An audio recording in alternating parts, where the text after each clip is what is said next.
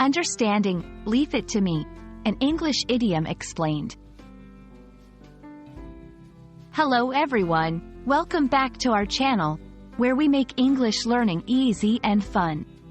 Today, we're going to unravel the meaning behind the quirky phrase, leave it to me. This isn't just any regular English expression. It's a play on words that's both amusing and informative. So, let's dive in and explore what it means. First, let's break down the literal meaning. The word, leaf, refers to the green, flat part of a plant or tree. It's a simple word, but in our phrase, it's used in a clever way. Normally, you wouldn't expect a leaf to be doing anything, right? It's just a part of a plant. But here's where the fun begins. The phrase, leave it to me, is a pun, a form of wordplay. It sounds almost exactly like, leave it to me. The phrase, leave it to me, means to trust someone to take care of something or handle a situation. It's like saying, don't worry, I've got this under control. But by replacing leave with leaf, we add a humorous twist, suggesting a connection with nature or plants in a playful way.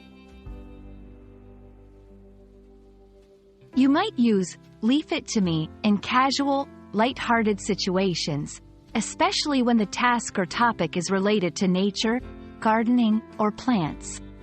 It's a way to bring a smile or a chuckle to a conversation. However, it's important to use it with people who understand English puns, as the humor might be lost in translation with non-native speakers. Let's look at some examples.